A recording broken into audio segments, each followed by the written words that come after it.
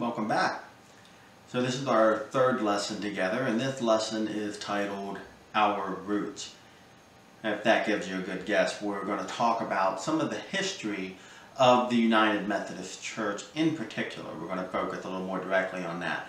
The last lesson we did a really broad overview of church history, so this has a little bit more detail to it. I do believe this video is probably going to be a bit longer than the other ones, but I don't think I'm going to have any homework at the end of it for you, so you don't have to worry about that too much. What I will do, I hope anyway, is to maybe put up some phrases, some pictures. One in particular, I might put up some different topics that you might want to go research, use your journal, and just, again, like last week, Google these topics and learn a little bit more about them. Anything that grabs your attention is a good thing to get into and just try to get your mind around. So I've pastored a number of Methodist churches at this point in my career, and from my experience, every church is different. Every single one of them. Those differences are sometimes rooted in practice, how they might do a certain things. Other times those differences are rooted in cultural or historical norms. For instance, United Methodist Church comes from the merger of two branches of Christianity, one called the Methodist Church and the other called the EUB. I've served in both former types of churches, and they are different. There are just marked differences between how they operate. Our history, as we remember it, tends to shape us. There are things when we remember collectively and things that we remember individually that shape us. Then there are histories that are only remembered in a particular branch of Methodism that developed it. In the history of the United Methodist Church, it's also important to remember that we are shaped by the outside influences of our general culture. And I'll point out a very key circumstance as an example of that. Every Methodist church, if they have Methodist in their terminology, and there are some churches that don't even use that term, every one of these groups trace their lineage back to one person, John Wesley. He was a Church of England priest in the 1700s, and while he was in college, he grew really concerned about holiness. And he believed in keeping a structure around one's life to develop holiness, to develop a holy attitude. Now, I'm shortening the twists and turns here, but for the main focus of John Wesley, there were measurable ways to be a better Christian. Okay? How do you treat other people? Are you going into the prisons and helping people? These were measurable ways, and he sought to do them. He and his brother Charles Wesley, another big important name to know, began a group at Oxford called the Holy Club. And that was actually a derogatory name assigned to them by others, just as Methodists was a derogatory name. It's kind of humorous because we say we're called Methodists because we have a method for everything, and that's really is where the name came from. So this group was really working on trying to be the best Christians they could be, and they met regularly together to talk about that, to show where they were growing to one another, oh, I fed the homeless this day, I did this day, that type of thing. Eventually John finished school, and he went to be a missionary in Georgia. That didn't go well. He was not a very good missionary. And look up John Wesley's tenure in Georgia, because there's a lot of interesting things that happen in there. But one of the major things that happens is he starts to reflect on what it means to be saved. What does it mean to put your whole trust in Jesus and everything that goes with that? John Wesley struggled with this idea. Now remember, this is a man who has graduated college. He has been a priest for a number of years, and he's struggling with this. So it is during this time, after he comes back from Georgia, and I really do mean that his whole missionary experience in Georgia is a failure. It is not good. He actually goes so far as to deny a young woman communion, probably because she refused to date him. So I mean, it's an interesting time. But he goes back to England, and he's really concerned with this fact that he doesn't feel like he really is a Christian. Even though he's doing a lot of good things, he doesn't feel like he has the right relationship with God. So what happens is something called the Aldersgate experience. That's Aldersgate. It's a street in London where he attended a meeting, and someone did a reading of Martin Luther. If you looked him up last week, you'll know who he is. Martin Luther's commentary on the letter to the Romans. It's not even reading the book of Romans in the New Testament. It's the letter to the book of Romans. And it was during this reading that John felt his heart strangely warmed. And that's a term we sometimes throw around. This was his conversion experience. This is where he felt assurance. He felt like God was a part of his life, that he was relying on God and everything was good. That sparked all sorts of things.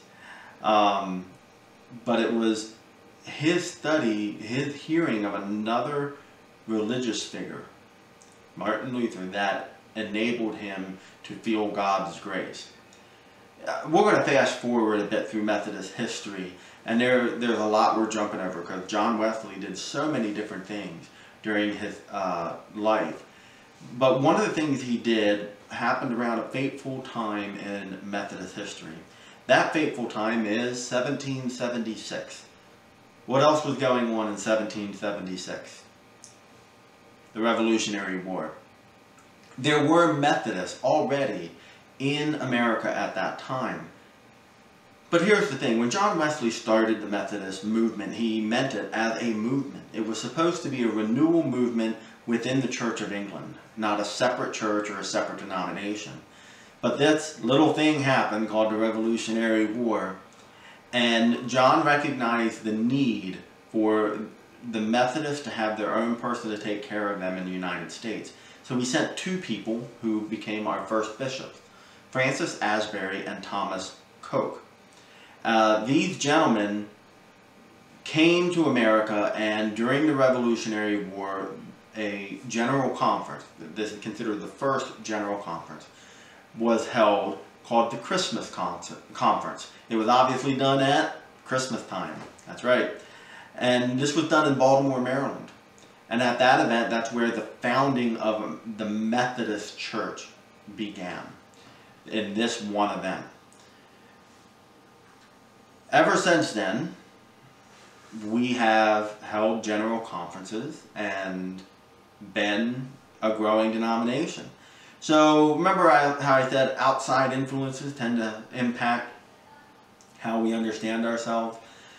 This is truly the case in the starting of Methodism, because we would not exist necessarily as our own denomination if it was not for the Revolutionary War.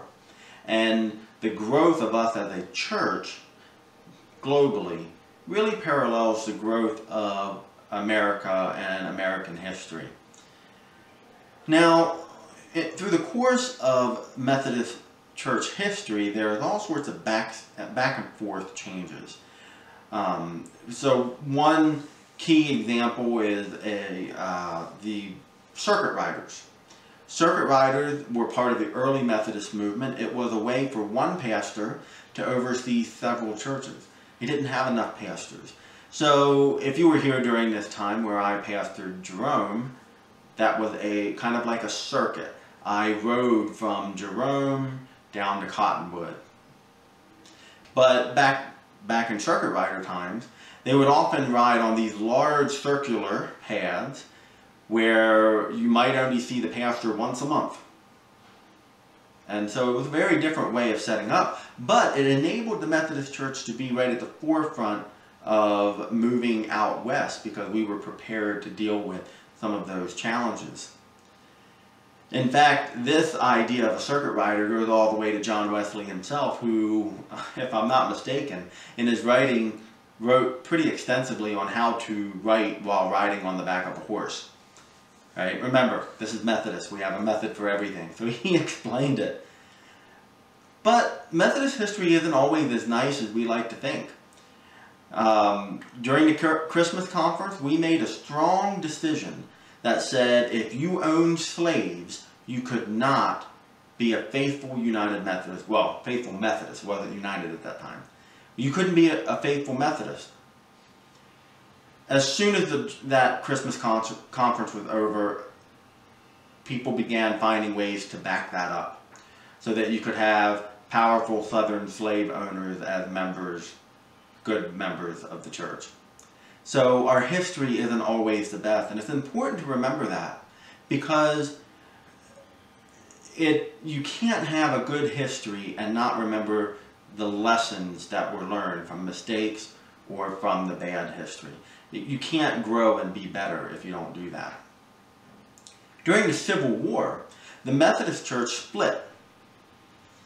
That's right, it split into Methodist Church North and Methodist Church South. It's Methodist Episcopal North and Methodist Episcopal South. Sorry. And it was, again, directly tied to the slavery issue. In the United States, anytime there is an issue in our country that divides middle-class Americans, you will find it divides the United Methodist Church.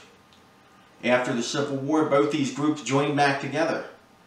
And unfortunately, in order for that joining to happen, the northern branch of the Methodist Church basically allowed for systemic racism to exist within the Methodist Church in order to get the southern churches to join. What that systemic racism looked like is we had whole separate organizations for dealing with black Methodist churches. They had their own district superintendents, their own bishops. They wouldn't be acknowledged. We would control their property, control their things, but they wouldn't be acknowledged or have voting rights or anything of that sort. So again, a rather shameful part of our history.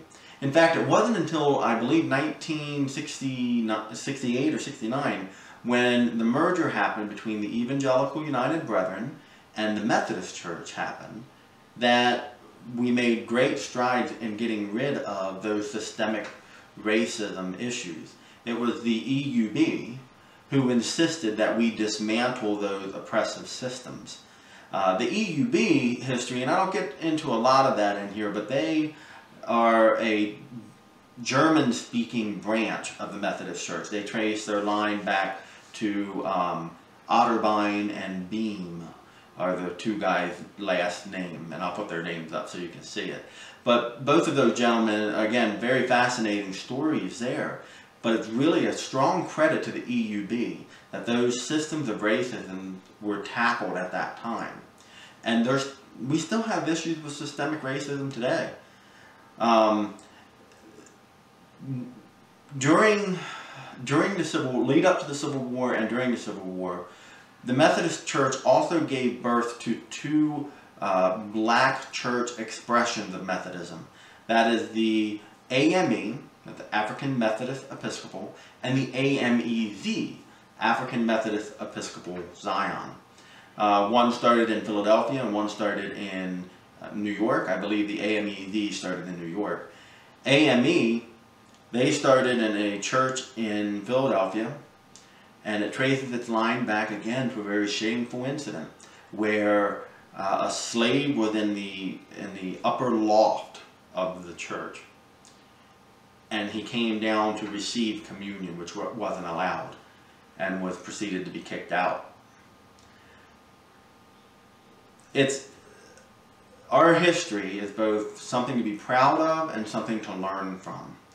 And as I said, it's a very powerful testament to the EUB Church that they pushed the Methodist Church into the arena of racial desegregation and to really work at absolving that. And to give you an idea, I mean, that was in the 70s. That's not that long ago. I was born like a little over 10 years later. So now obviously we just really went full bore on a very broad perspective of Methodism. And I want to encourage you, if there's any of those terms that jumped out at you, I want you to look them up. I'm not telling you you have to, but take the time this week to look up one of those particular strains. And we didn't even get into Mountain View's own history, nor did we talk about the Desert Southwest Conference. This conference is history. It's one of the newer conferences actually in the whole denomination. Methodism is steeped in history, and the church is still defining itself. We really have only celebrated 50 years very, very recently. I mean, when you compare that to the Catholic Church, which is over 1,800 years, it's nothing. This means not only do we have to struggle with the weight of our past, but we have the ability to create a new and beautiful future. So maybe I should have you do that. Take a few minutes to think about and journal this week as well about what the future might look like, what you think the future of the church looks like. All right? We'll see you back here next week.